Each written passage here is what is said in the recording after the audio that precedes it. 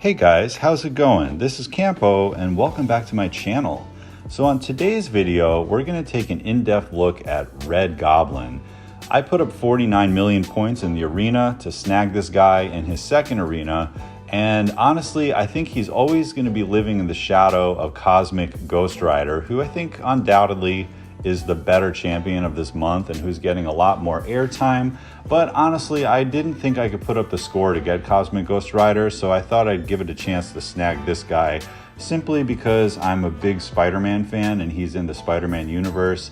And also, I think he has a lot of hidden potential. So here's the thing with Red Goblin. His amount of utility for being a cosmic champion that also has access to very good above average damage is very unique. And he kind of reminds me of Clairvoyant, not in the sense of they share the same abilities, but how she can end up on a questing team, and depending on the situation, you play her a little bit differently, you used a different rotation. It's a very dynamic fight with different special attacks and different combos. And that's kind of how I like him as well, because depending on the scenario, you're going to play him just a little bit differently. And I just like dynamic champions like that who aren't like too OP, but you can just go into a scenario and know that you're probably going to survive it with a bunch of health left and feel like you're in control of most of the fight. Now, his one downside is that it takes him a little bit to start doing some big damage, and part of that comes up with ramping up in the quest. However, I feel like in every matchup, even when you have your max persistent charges, you're still going to have to get to one special 3. And I'm about to show a clip in a little bit that shows that basically it takes about 50 hits to throw off your first special 1 and then your special 3.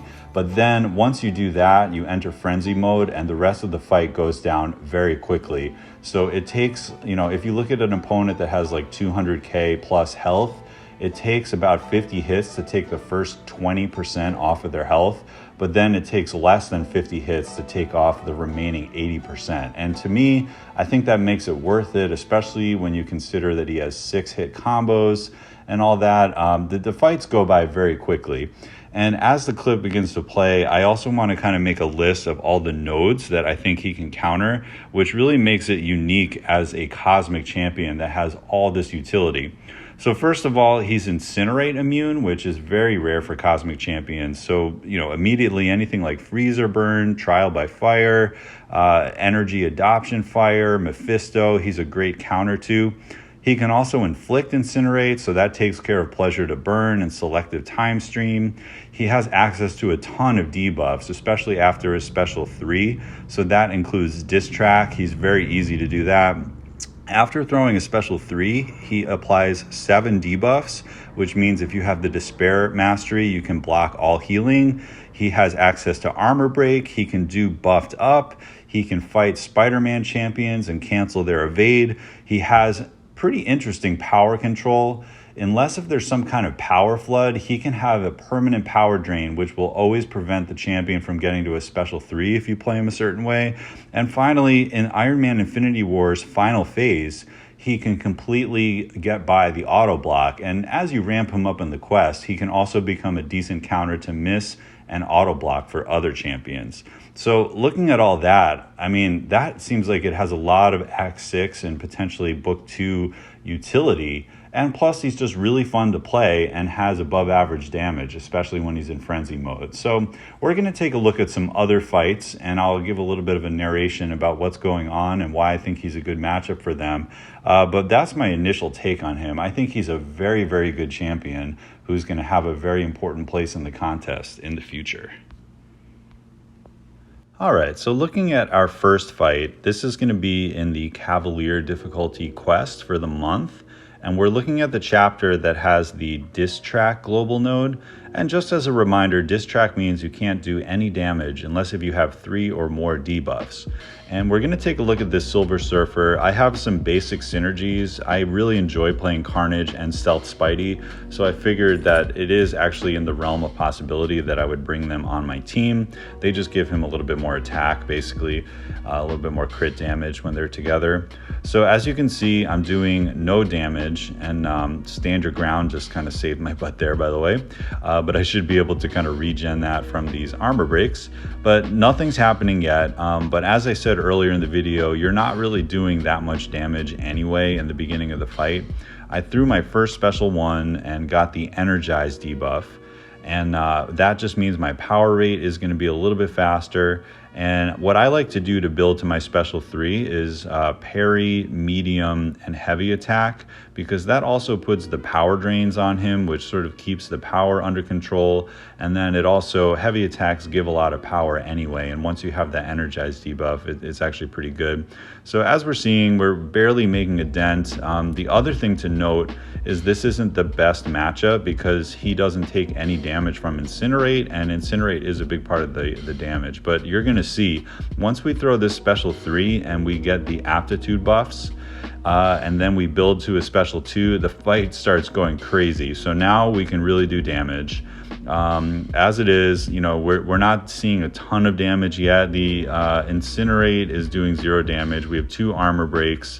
What we want to do is get to that special 2, which happens pretty quick because we have the 2 aptitudes and the energize. And here we go. We get tons of Incinerates, ton of armor breaks.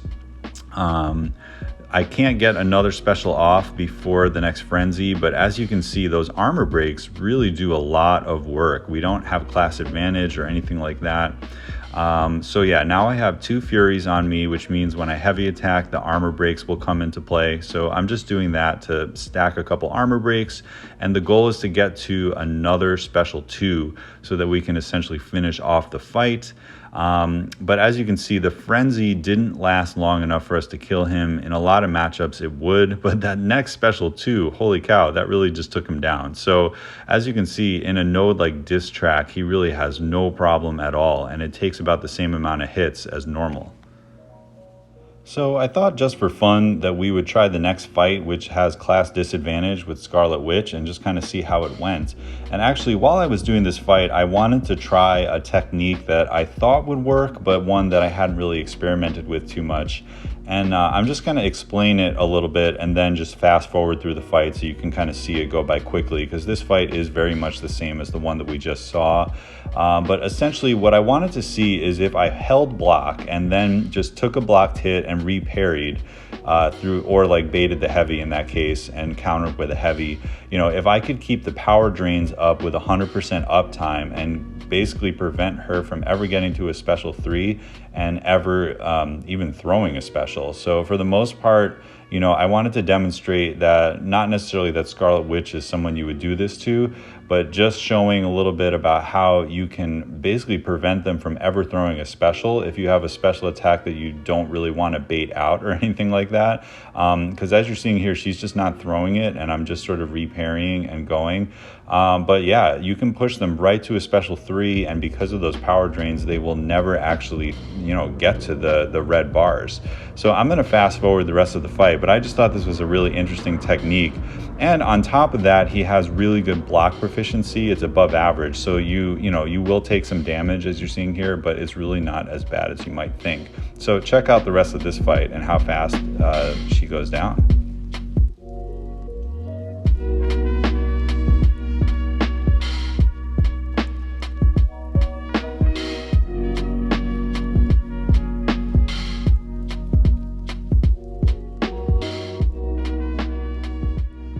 So for the rest of the video, we're going to be taking a look at some Act 6 matchups. And I like to really test out champs by just picking a random map in Act 6 and entering it, looking at the paths and being like, can this champ do this path? And this is the Medusa boss quest in 6.3. And of course, I saw this Miles Morales with Mesmerize and Pilfer and Spry right off the bat, and he's a really good test champion for anti-evade. And we're going to really put him to the test here, because with Pilfer, there's always a chance that the buffs that I'm creating as Red Goblin are going to be consumed and give him a little bit of power, but we do have the power control, and you'll see that he basically will never evade off of his base abilities, and he's never going to evade because of Mesmerize.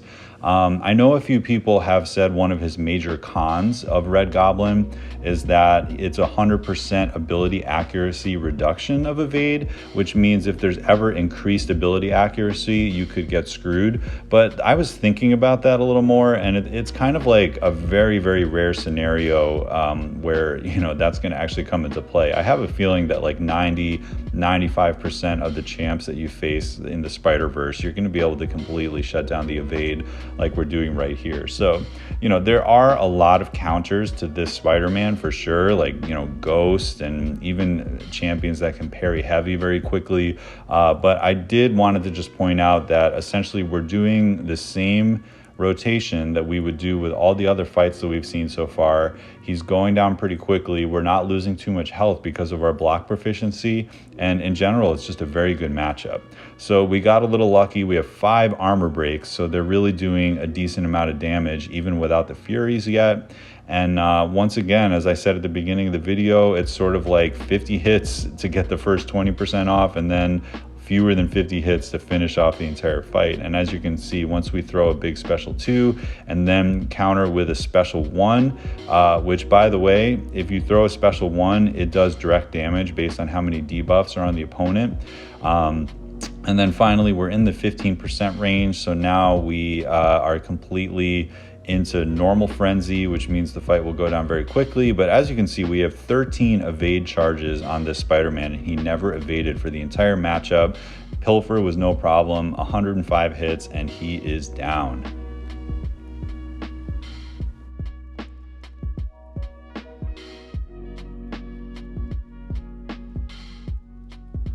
All right, so this next one is a really fun one, and it comes from one of the chapters in 6.4, and I decided to get rid of the synergies and just kind of show him by himself. But this is an interaction that I don't know if I've heard anyone talk about, but it is Icarus, which means you get those extra Fury buffs on you, but you can degen if you don't get them off. And also you definitely need Incinerate immunity in order to do this fight. So one of the interesting things about Red Goblin is if you get Furies on you from nodes or from synergies, like one of those Heimdall synergies or something, his abilities around Fury also proc. So as you can see, because I have a Fury on me, every time I do a heavy attack, it's putting an armor break on him.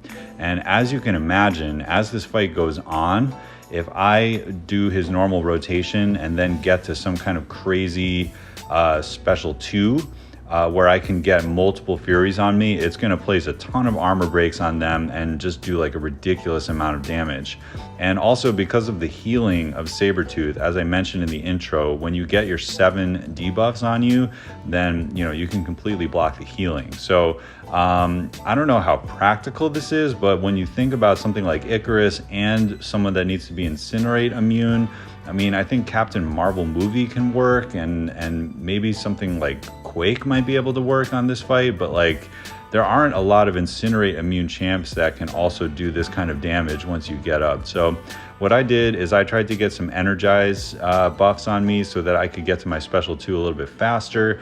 As you can see, I haven't done too much damage yet. His healing is completely blocked. I'm just trying to get to this big special 2, and check this out. What? So his health just disappeared. He has 23 armor breaks on him, and actually I think I could have finished this fight a little bit better to not take that degen. Like if I just built straight to that special 1, he would have died. But I just thought that was a really cool interaction, and something that you can use for Icarus in the future. So this next fight is also from Act 6.4, and this is one of the most annoying lanes because there are so few counters for it. I see a lot of people use Hyperion, or maybe Sentinel, or maybe Dr. Doom, but this is that selective time stream node that was on the Kang boss in Variant 3, where basically they're going to regen all their health unless if you can incinerate them and also shock them, one or the other. Now it also has pull, which means you need to have projectile attacks, and finally it has flux dispersal, which means you need to parry heavy. So really interesting combination of nodes here. Like you need people that can get off heavy attacks and can have incinerate uptime. And believe it or not, even though we have class disadvantage, this is a very, very good matchup because we can just kind of parry heavy our way around, and not really worry too much about the beginning of the fight. As you can tell, that's kind of the theme with Red Goblin. It's like the beginning stages of the fight, it doesn't really matter, but then once you kind of build him up, you get into a really good place. So what I'm trying to do, if I remember what I did, was get to a special 3 and then get the aptitude buffs up, which is sort of his normal rotation. And by doing that, it means that your heavy attacks will always inflict Incinerate. So if I just keep in that mode where I have an aptitude buff up, every time I heavy attack, it's going to put an Incinerate on the hood, which means that he will never regen, and it's going to do a lot of damage on top of that. So we've got the Incinerate on. As you can see, I'm not doing a lot of damage unless if I can get projectile attacks because of the pull node. So I do really want to try to build to a special 3, but those Incinerates are fortunately doing a decent amount of damage just by parry heavying. So, you know, this is an alternate style to play him just by parry heavying, and those Incinerates are certainly ticking for a lot. I'm really hoping that I can get to a special 2 before my frenzy ends up. So I do put the Furies on him now, and because that's a projectile, it did a decent amount of damage. But now we're going back to parry heavy to keep those Incinerates up, so that when the timer goes off, he won't heal. And look at those Incinerates, man. When those Incinerates have Fury buffs and aptitude on him, they're ticking for a crazy, crazy amount. So this is another piece of utility that he has, is that damage over time. Then we just throw one more special one and he's down, and we barely lost any health. So I didn't do the entire lane, but I think he can dominate this lane. Did you see how easy that fight was? It was pretty awesome, man. So Red Goblin once again. Okay, guys, so this is going to be the final fight that we show, and this is another 6.4 node.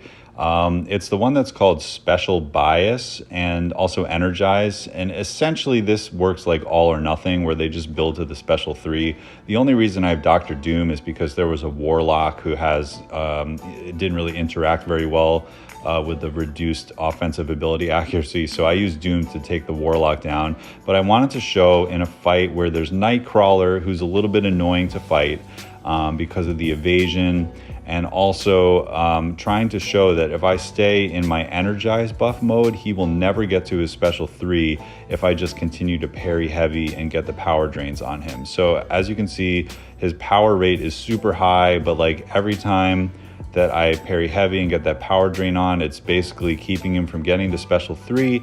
And also the parry heavy play style against an evade champion is something that works very well. And because of my crazy block proficiency, you're seeing that the parries are doing very, very little damage. And just overall, it makes for a very interesting power control counter. And I was thinking about it, and it's like there really aren't champions in the Cosmic class that have any type of power control. And this, in my mind, is a very unique and sort of like stylized type of power control, where you can kind of just play him the way you normally do and just throw in some heavy attacks. And, you know, basically they'll never get to the special 3. As I said in the introduction, the only time that it becomes a little bit of an issue is, you know, if they have some kind of power flood, like against Hyperion or somebody like, you know, one of the Sorcerer Supremes or something. You know, I wouldn't necessarily use it, but for a matchup like this, it's very interesting. Now, I did notice, and you probably noticed earlier, that he threw his special 2, which I think that's the way this node works. It's special 3 bias, so more likely than not, they're going to do all or nothing style. But I guess they are able to throw their specials occasionally, and that's what he did. And I apologize, it kind of threw me off, and I didn't know what to do when I saw him throw a special, and it kind of made me get hit. But as you can see, you know, this would have been a very easy fight to solo, even if I didn't make that mistake. And you just have so much damage after that special 3, and he never got to his special 3. And, you know, mostly I didn't have to worry about the evade, 74 hits. So that's a great counter for that lane as well. All right, guys, thank you so much for checking out this video. I hope it was somewhat enjoyable and informative. Hoping to get more videos like this up on the channel, so please like, subscribe, share it to your line chats. I'd appreciate any support that you can give me so that I can continue to make videos about Marvel Contest of Champions. That's going to do it for today. I hope you guys have a great day, and I'll see you next time.